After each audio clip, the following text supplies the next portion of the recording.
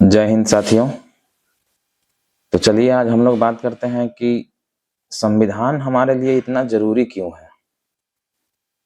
देखिए, संविधान में टोटल 22 भाग है, 395 अनुच्छेद है, 12 अनुसूची है और एक प्रस्तावना है। तो सारा अनुच्छेद को हम लोग एक एक करके पढ़ेंगे और हम लोग इस तरह से पढ़ेंगे, डिटेल से पढ़ेंगे इस तरह से, ताकि लगे कि हाँ कुछ अलग नॉलेज मिल रहा है हम लोग को। तो 395 अनुच्छेद देखेंगे। आज पहले 22 भाग देख लेते हैं। 22 भाग में कहाँ कहाँ क्या क्या बटा हुआ है। तो देखिए, भाग 1 में है संघ एवं इसका राज्य क्षेत्र। जैसे संघ भारत हो गया, इसका राज्य कहाँ तक फैला हुआ है और इसका क्षेत्र कहाँ तक है। भाग 2 में नागरिकता है, जैसे कि भारत का किस नागरिक को, किसको नागरिक कहेंगे, किसको नागरिकता देना चाहिए, किसको नहीं देना चाहिए, किससे वापस लेना चाहिए नागरिकता। तो ये भाग 2 में चर्चा है। भाग 3 में है मूल अधिकार। मूल अधिकार का मतलब कि वैसा अधिकार जो इंसान को जरूरी है, मिलना ही चाहिए। और अधिकार तो बाद की बात है, लेकिन मूल अधिकार उसको जरूरी है, उसे मिलना चाहिए, उसे पता होना चाहिए। लेकिन हम लोग को बहुत सारे ऐसे आदमी हैं जिनको अपना मूल अधिकार पता ही नहीं है।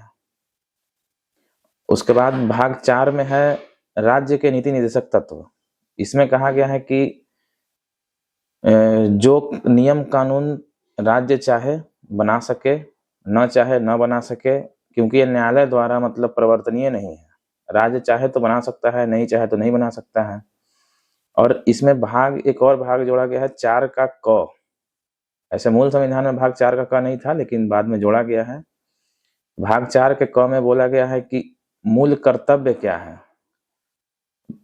भारत के नागरिक के लिए क्या क्या मूल कर्तव्य हैं। भाग 4 के क में चर्चा किया गया है। भाग 5 में केंद्र के बारे में है। केंद्र का कार्यपालिका, केंद्र का प्रशासनिक, केंद्र का न्यायपालिका, अटॉर्नी जनरल, सीएजी, इस सब का चर्चा भाग 5 में है। भाग 6 में राज्य का चर्चा है। राज्य के लिए, जैसे राज्य के लिए हो गए मुख्यमंत्री, हो गए राज्यपाल, हो गए मतलब कार्यपालिका राज्य का, न्यायपालिका, इस सब का, हाई कोर्ट का चर्चा भाग 6 में है। भाग 7 अभी हमारे संविधान से डिलीट है। इसमें एक तरह के राज्य का चर्चा बताया गया था, तो अभी हमारे संविधान से डिलीट है, इसमें है नहीं अभी भाग 7 संविधान में।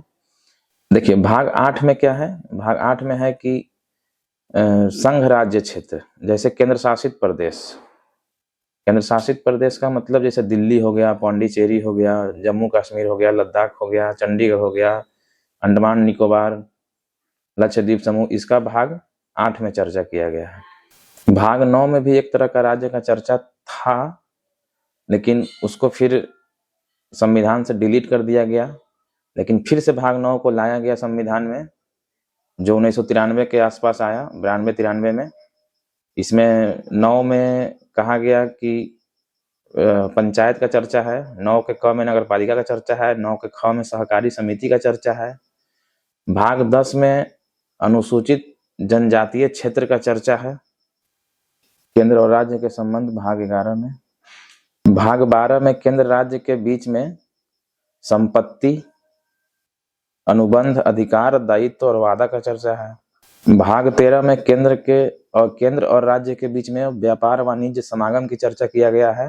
भाग 14 में केंद्र और राज्य के अधीन सेवाओं की चर्चा किया गया है। यहीं पे ये जो आप सुनते होंगे IAS, IPS, IFOS, all India services, जितना भी केंद्र सरकार और राज्य सरकार के बीच सेवाएं हैं, उसकी चर्चा किया गया है। 14 का A, इसको बाद में लाया गया है।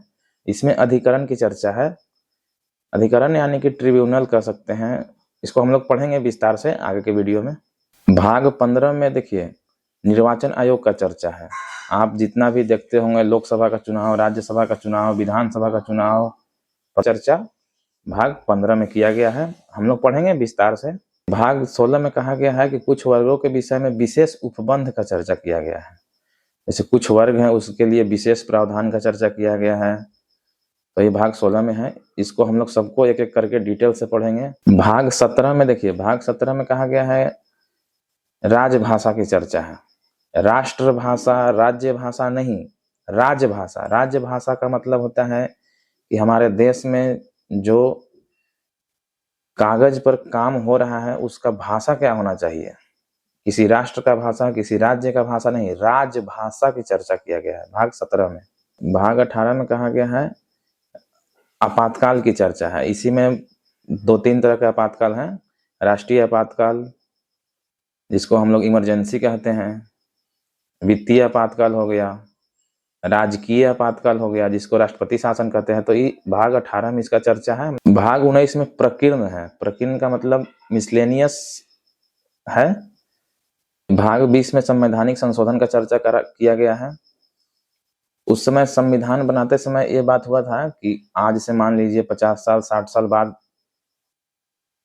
सिचुएशन तो बदल जाएगा। आज कुछ सिचुएशन है, 100 साल 50 साल बाद कुछ सिचुएशन हो जाएगा। तो उस समय संविधान को बदलने का जरूरत पड़ेगा। जैसे आज कुछ लिखा हुआ है, 100 साल बाद 200 साल बाद कुछ का जरूरत पड़ेगा, तो संविधान को बदलना भी तो पड़ सकता है। तो इसीलिए इसमें संशोधन का भी प्रावधान किया गया है, यानी कि संशोधन करके संविधान को बदल सकते हैं। सरकार द्वारा होता है, जो बहुमत में सरकार है उसके द्वारा संशोधन किया जा सकता है। ये कोई नया बात नहीं है, पहले से ही इसका प्रावधान किया गया है। देखिए भाग 21 में है अस्थायी संक्रमणकालीन और विशेष उपबंध। इसी में आप लोग एक सुने होंगे, जम्मू कश्मीर से 370 हट गया, ये है वो है, तो ये सब भाग 21 में आते हैं। और संविधान का अंतिम भाग है संविधान का भाग 22। इसमें संविधान का संक्षिप्त नाम, प्रारंभ, इसका चर्चा किया गया है। तो हम लोग सब देखेंगे एक एक करके। अब आइए संविधान का 12 अनुसूची देखते हैं। तो देखिए पहला अनुसूची में कहा गया है कि संघ एवं इसके राज्य क्षेत्र का सीमा का चर्चा किया गया है। मतलब कि किस राज्य का सीमा कहाँ तक लगता है, कहाँ तक जाएगा, कैसे क्या होगा, ये पहली अनुसूची में इसका चर्चा है। दूसरा अनुसूची में चर्चा है कि संवैधानिक पद पर रहने वाले व्यक्तियों का वेतन कितना मिलेगा, किसका वेतन कितना है, क्या है, राष्ट्रपति, प्रधानमंत्री, सांसद सदस्य, विधानसभा सदस्य, किसका वेतन, सुप्रीम कोर्ट के जज, हाई कोर्ट के जज का वेतन कितना होगा, ये सब चर्चा अनुसूची 2 में किया गया है। तीसरा अनुसूची में कहा गया है कि जो संवैधानिक पद पे हैं उनका शपथ कौन दिलाएगा, कैसे क्या होगा, उनके शपथ का चर्चा किया गया है। इंग्लिश में ओथ एंड अफर्मेशन कहा जाता है। तो तीसरा अनुसूची में इसका चर्चा है। चौथे अनुसूची में राज्यसभा का जो सीट है, जैसे एक उच्च सदन हो गया राज्यसभा, तो राज्यसभा का सीट का बंटवारा किस राज्य से कितना राज्यसभा का सांसद रहेंगे, इसका चर्चा अनुसूची 4 में किया गया है। 5वीं अनुसूची में SC ST का चर्चा किया गया है। और 6ठी अनुसूची में पूर्वोत्तर भारत के SC ST की चर्चा किया गया है, जिसमें असम, मेघालय, मिजोरम, त्रिपुरा, पश्चिम बंगाल, गोरखा पहाड़ी, दार्जिलिंग हिल्स, इसके SC ST की चर्चा किया गया है। 7वीं अनुसूची में 3 विषय का चर्चा किया गया है, संघ सूची, राज्य सूची, समवर्ती सूची। मतलब कि संघ सूची में कौन कौन से विषय शामिल होंगे, राज्य सूची में कौन कौन से विषय शामिल होंगे, समवर्ती सूची में कौन कौन से विषय शामिल होंगे, ये सब 7वीं अनुसूची में इसका चर्चा किया गया है। 8वां अनुसूची में देखिए भाषा का चर्चा किया गया है। अभी तो 8वीं अनुसूची में 22 भाषा है। जब संविधान बना था उस समय 14 भाषा ही था। उसके बाद संशोधन कर करके सारे भाषा को फिर 22 भाषा को मतलब जोड़ा गया। 9वीं अनुसूची में भूमि सुधार, जमींदारी उन्मूलन और न्यायिक सक्रियता का चर्चा किया गया है। 10वीं अनुसूची में दल बदल कानून को लाया गया है। 11वीं अनुसूची में पंचायत को लाया गया है। 12वीं अनुसूची में नगरपालिका को लाया गया है। इस तरह 12 अनुसूची देख लिए हैं। इसका विस्तार से बात करेंगे किसी अगले वीडियो में।